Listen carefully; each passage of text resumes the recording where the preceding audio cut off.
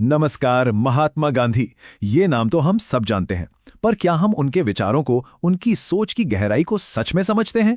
आज हम बात करेंगे उस गांधी की, जो सिर्फ एक स्वतंत्रता सेनानी नहीं थे, बल्कि एक बहुत ही रेवोल्यूशनरी, एक क्रांतिकारी विचारक थे। राष्ट्रपिता, फादर ऑफ द नेशन, ये शब्द सुनते ही गांधी जी की तस्वीर सामने आ जाती है ना। पर क्या हो अगर कोई कहे कि गांधी ने खुद को फिलोसॉफिकल एनार्किस्ट यानी एक दार्शनिक अराजकतावादी भी कहा था? ये दोनों बातें तो एकदम अलग लगती हैं। तो चलिए आज इसी पहेली को सुलझाते हैं। हाँ, ये तो हम सब मानते हैं कि गांधी जी ने अहिंसा के दम पर भारत की आज़ादी की लड़ाई को एक मैस मूवमेंट बना दिया, और यही उनकी सबसे बड़ी पहचान भी है। लेकिन इसी जानी पहचानी छवि के पीछे ना एक बहुत गहरा और सच कहूं तो काफी रैडिकल, एक क्रांतिकारी दर्शन छिपा हुआ है। चलिए आज उसी को समझते हैं। तो सवाल ये उठता है कि गांधी की ये सोच, ये फिलॉसफी आखिर आई कहाँ से? देखिए, ये कोई एक रात में पैदा हुए विचार नहीं थे। ये तो दुनिया भर की सोच और इन्फ्लुएंसेस का एक बड़ा ही यूनिक मिक्सचर था। तो चलिए देखते हैं कि वो कौन सी चीजें थी जिन्होंने मोहनदास को महात्मा बनाया। और उनकी सोच का दायरा देखिए कितना बड़ा था। एक तरफ उनकी गहरी धार्मिक मां और हिंदू जैन धर्म के सिद्धांत, तो दूसरी तरफ पश्चिम के थिंकर्स जैसे लियो टॉल्स्टॉय जो एक एनार्किस्ट थे, और जॉन रस्किन जो एक सोशल इकोनॉमिस्ट थे। मतलब उन्होंने हर जगह से प्रेरणा ली। ये बात वाकई सोचने वाली है ना, कि कैसे एक किताब किसी की पूरी जिंदगी बदल सकती है। जॉन रस्किन की किताब अनटू दिस लास्ट ने गांधी पर बहुत गहरा असर डाला। इसी किताब ने उन्हें मेहनत की इज्जत और एक फेयर सोशल इकोनॉमी के बारे में सिखाया। ये एक परफेक्ट एग्जाम्पल है कि कैसे उनके विचार अलग अलग सोर्सेस से मिलकर बने थे। तो इन सब इन्फ्लुएंसेस ने मिलकर गांधी के दो सबसे शक्तिशाली हथियारों को जन्म दिया, अहिंसा और सत्याग्रह। और एक बात समझना बहुत जरूरी है, ये सिर्फ अच्छे अच्छे विचार नहीं थे, ये स्ट्रेटेजिक वेपन्स थे, रणनीतिक हथियार।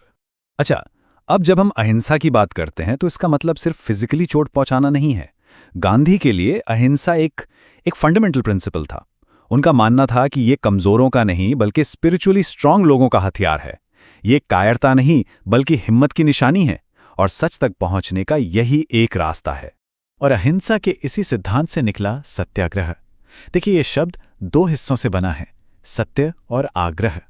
मतलब सत्य के लिए आग्रह करना, सच पर मजबूती से टिके रहना। ये कोई पैसिव रेजिस्टेंस नहीं है, ये इनजस्टिस के खिलाफ लड़ने का एक एक्टिव, डिटर्मिन्ड और रेवोल्यूशनरी तरीका है। और यहीं पर एक बहुत बड़ा कंफ्यूजन दूर करना जरूरी है। सत्याग्रह पैसिव रेजिस्टेंस नहीं है। देखिए, पैसिव रेजिस्टेंस में अगर मौका मिले या जरूरत पड़े तो हिंसा का इस्तेमाल किया जा सकता है, लेकिन सत्याग्रह में हिंसा को पूरी तरह रिजेक्ट किया जाता है। ये एक कोर प्रिंसिपल है। यहां आपकी लड़ाई उस इंसान से नहीं है जो बुरा कर रहा है, बल्कि उस बुराई से है। और ये सारी बातें सिर्फ किताबों में नहीं थीं, गांधी ने इन्हें एक्शन में बदला। 1906 में साउथ अफ्रीका से लेकर 1917 में चंपारण तक, और फिर 1930 का ऐतिहासिक सॉल्ट मार्च और 1942 का क्विट इंडिया मूवमेंट। हर जगह सत्याग्रह ने इतिहास का रुख मोड़ दिया। ये वो फिलॉसफी थी जिसे जमीन पर उतारा गया और जिसने पूरे साम्राज्य की नींव हिला दी। लेकिन कहानी यहीं खत्म नहीं होती। गांधी के लिए पॉलिटिकल फ्रीडम यानी अंग्रेजों से आज़ादी पाना एंड गोल नहीं था। ये तो एक बड़े और गहरे लक्ष्य की तरफ सिर्फ पहला कदम था, और वो बड़ा लक्ष्य था स्वराज। अब देखिए, स्वराज का मतलब सिर्फ पॉलिटिकल इंडिपेंडेंस नहीं है। इसका असली और गहरा मतलब है स्वशासन, यानी खुद पर राज करना, अपनी इच्छाओं को, अपने मन को कंट्रोल करना। ये एक तरह की इनर फ्रीडम थी। गांधी के लिए स्वराज के कई लेयर्स थे। सबसे पहली लेयर है इंडिविजुअल लेवल पर, यानी खुद पर कंट्रोल। दूसरी लेयर है सोशल लेवल पर, समाज से छुआछूत जैसी बुराइयों को खत्म करना। फिर आता है पॉलिटिकल लेवल, यानी आत्मनिर्भर गांव, जिन्हें वो ग्राम गणराज्य कहते थे। और आखिर में इकोनॉमिक लेवल, यानी छोटे छोटे लोकल इंडस्ट्रीज को फिर से खड़ा करना। स्वराज के इसी आइडिया से जुड़ा है उनका एक और कॉन्सेप्ट, सर्वोदय। सर्वोदय का मतलब है सबका उदय या सबका कल्याण।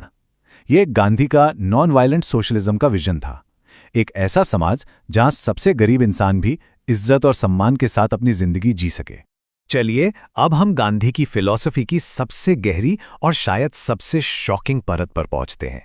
ये है उनकी मॉडर्न वर्ल्ड की रैडिकल क्रिटिसिज्म। सिर्फ एक शब्द, शैतानी। जी हां, यही शब्द इस्तेमाल किया था गांधी ने मॉडर्न सिविलाइजेशन को डिस्क्राइब करने के लिए। है ना एकदम पावरफुल और चौंकाने वाला शब्द। पर इसका मतलब क्या था उनके लिए? अपनी किताब हिंद स्वराज में वो बताते हैं कि मॉडर्न सिविलाइजेशन असल में मटीरियलिज्म, कंज्यूमरिज्म और कभी ना खत्म होने वाली इच्छाओं पर टिकी है। उनका मानना था कि ये सभ्यता इंसान को इंसान नहीं रहने देती, बल्कि उसे जानवरों के लेवल पर ले आती है। और उनकी नज़र में इंपीरियलिज्म और फैशिज्म ये सब इसी शैतानी सभ्यता के अलग अलग रूप थे। और मॉडर्न पावर स्ट्रक्चर्स को लेके इसी गहरे शक की वजह से उन्होंने खुद को फिलोसॉफिकल एनार्किस्ट कहा। अब समझ आ रहा है कि शुरू में जो हमने बात की थी वो टाइटल कहाँ से आया था। तो आखिर गांधी स्टेट यानी राज्य के खिलाफ क्यों थे? पहली बात, क्योंकि स्टेट जोर जबरदस्ती का इस्तेमाल करता है, जो अहिंसा के एकदम खिलाफ है। दूसरी बात, उनका मानना था कि राज्य हमारी कमजोरी की निशानी है, कि हम खुद को कंट्रोल नहीं कर सकते। उनका जो आइडियल था राम राज्य, वो असल में एक स्टेटलेस सोसाइटी थी, एक विकेंद्रीकृत समाज जहां कोई स्टेट हो ही ना। और हम इस एक पावरफुल थॉट के साथ इसे खत्म करते हैं। सच्ची सभ्यता इच्छाओं को पूरा करने में नहीं, बल्कि जरूरतों को कम करने में है। ये एक लाइन गांधी की पूरी फिलॉसफी का निचोड़ है। और ये हमें एक बहुत बड़ा सवाल पूछने पर मजबूर करती है कि क्या हमारी आज की दुनिया ने प्रोग्रेस का सही मतलब भी खो दिया है? ये एक ऐसा सवाल है जिस पर सोचना बहुत जरूरी है।